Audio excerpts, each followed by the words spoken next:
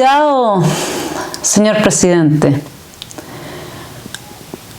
A veces se hace el camino dejando a muchos heridos e incluso muertos, cadáveres políticos, cadáveres reales también. Cuando el camino se ha hecho de esa manera, son muchos los enemigos. Tenga cuidado, señor presidente.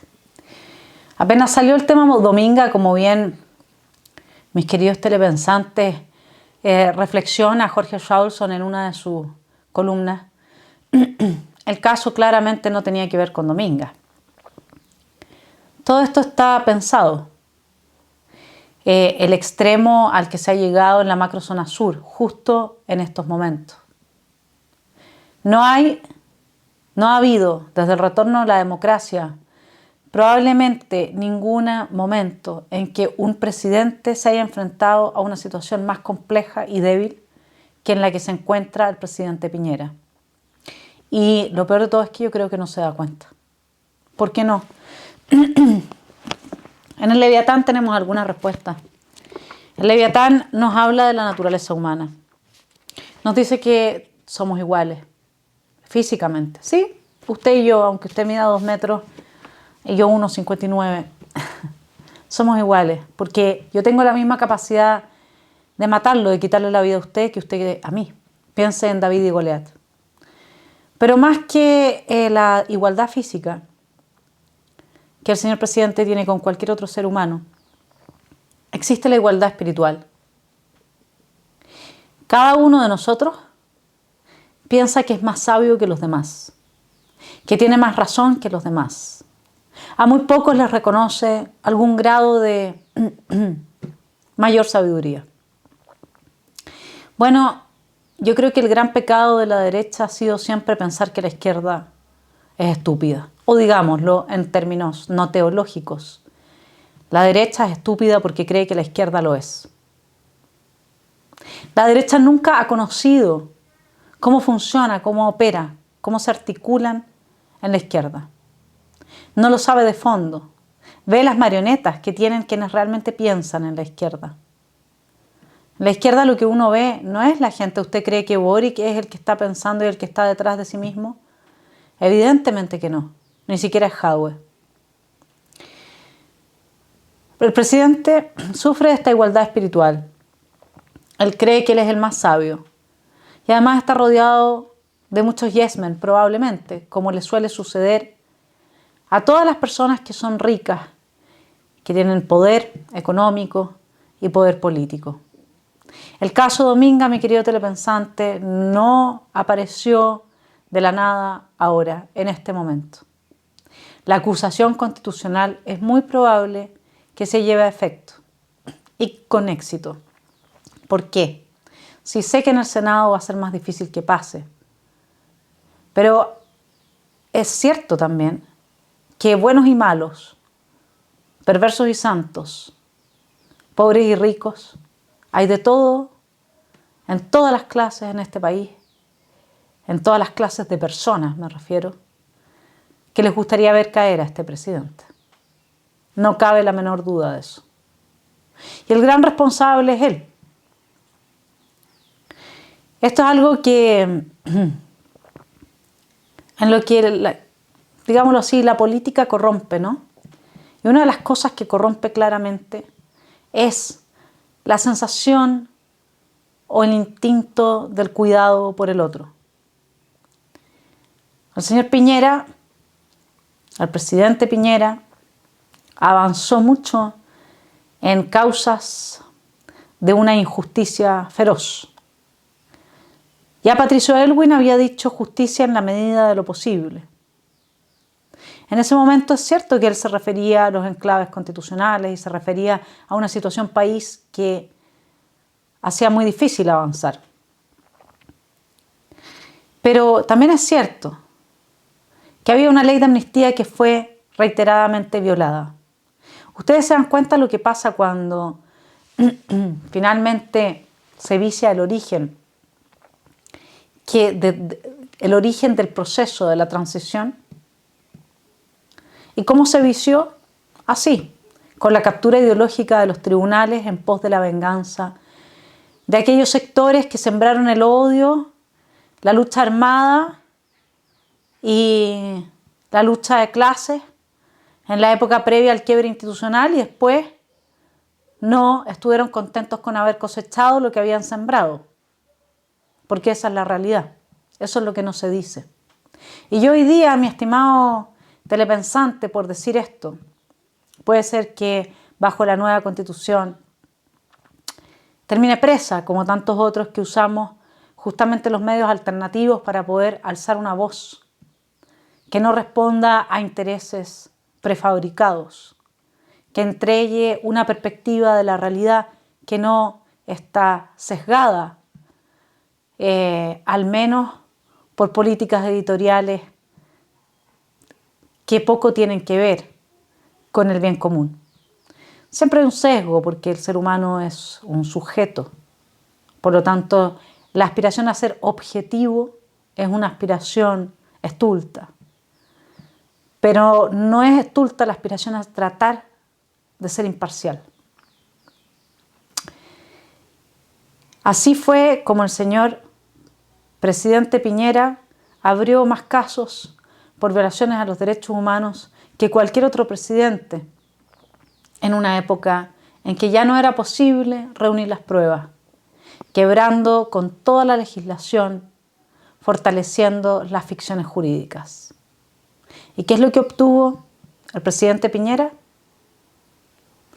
Que cuando él dijo, estamos frente a un enemigo horrible o algo así, ¿no? Un tremendo enemigo,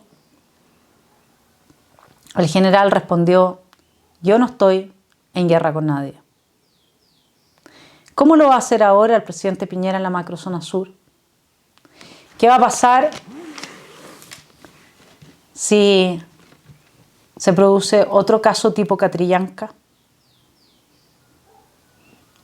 ¿Cómo van a poder responderle las Fuerzas Armadas a un presidente que no ha logrado ni controlar la inmigración, ni poner orden público? Y lo único que ha logrado ha sido su dictadura sanitaria. Esa la hizo con éxito porque, bueno, tuvo la legitimidad, porque había una enfermedad, la gente reaccionó y le dio legitimidad a esas medidas.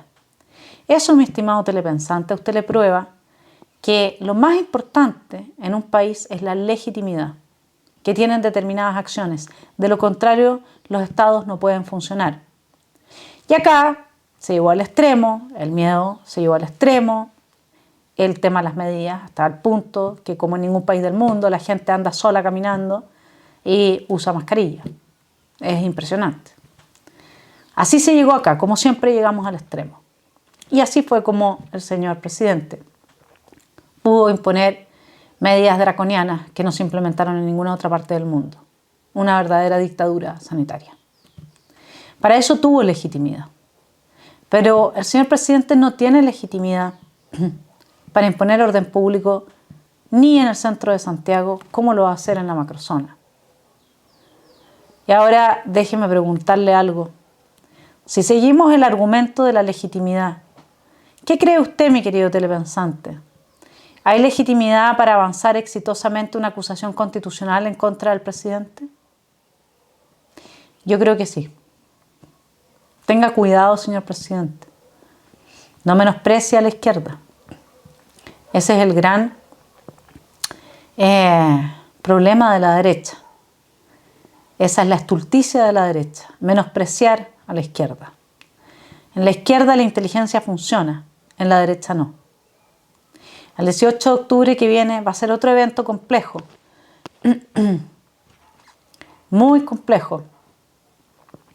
Y hoy día, por sus acciones, señor presidente, va a ser muy difícil mantener el orden público.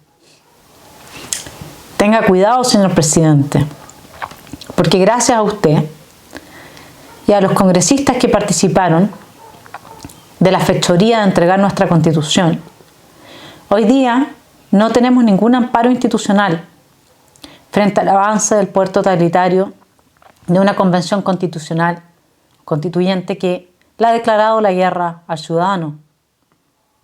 Sí, mi estimado telepensante.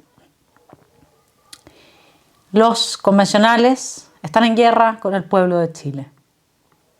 Están en guerra porque están poniendo en tela de juicio la posibilidad del autosustento, que es un derecho básico. Pregúntele al venezolano que llega acá buscando amparo, ¿qué pasa cuando a uno le quitan el derecho al autosustento?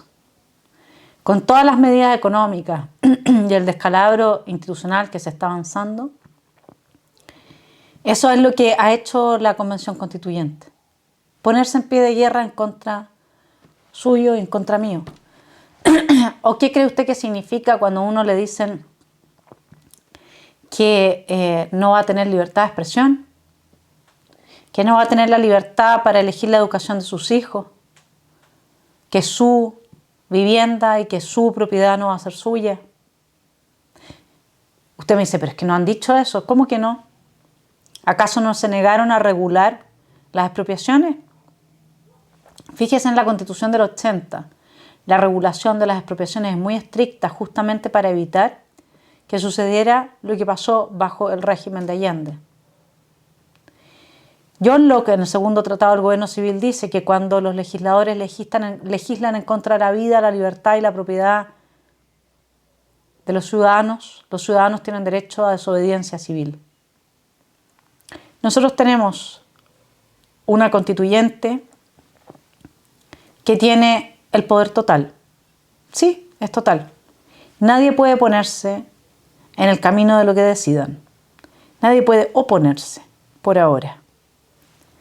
Tenemos un presidente que está siendo atacado porque la idea, tenga cuidado, señor presidente, es que usted no termine su mandato. Y le ha resultado todo a la izquierda. O usted me va a decir que cuando salió electo pensó alguna vez que iba a llegar a pasar por los momentos que ha pasado. Tenga cuidado, señor presidente. Es muy probable que la izquierda ya sepa cómo hacer viable una acusación constitucional que tiene legitimidad.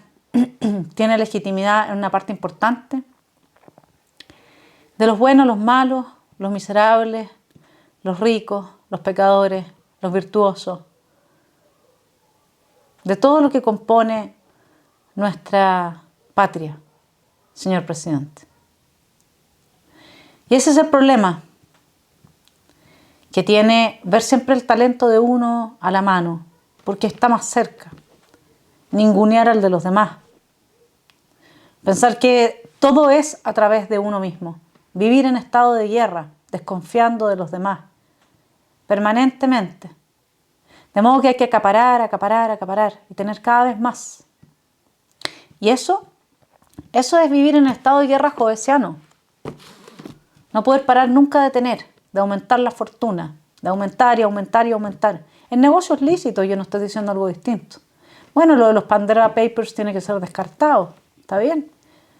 Mi estimado telepensante, todas las cláusulas de contrato, como decía Gerardo Varela, están sujetas al cumplimiento de ciertas reglas que permitan la concreción del negocio del que se está hablando en ese contrato. La pregunta no es por la cláusula por sí sola no da para una acusación constitucional, porque todos los contratos se diseñan de esa manera. O sea, yo puedo con usted firmar un compromiso de compraventa de una casa, pero eso va a depender de que me den el crédito hipotecario, que yo le pueda pagar la última cuota. ¿No le parece razonable? Perdón. Entonces, ese no es el tema. El tema es si es que el presidente hizo o no hizo, desde su cargo, las gestiones que permitían se cumpliera con esa cláusula. Ese es el tema de lo que hay que probar. Pero tenga cuidado, señor presidente, porque aunque usted no haya hecho nada, esta es una muy buena oportunidad. Y ahí todos los cuchillos están largos. Hay muchas ganas que usted no cumpla su mandato. Y usted diría, ¿pero para qué? Por favor, sí. En marzo me voy. ¿Qué le importa que cumpla mi mandato? Señor presidente, la venganza no conoce Dios ni ley. De hecho, es la venganza lo que en John Locke nos hace salir del estado de naturaleza y elegir a un magistrado y a una legislatura. La venganza de la que fueron víctimas, personas injustamente encarceladas porque se han violado todas las leyes, para poderse poner usted en la posición que no se podía poner ni siquiera Patricio Aylwin.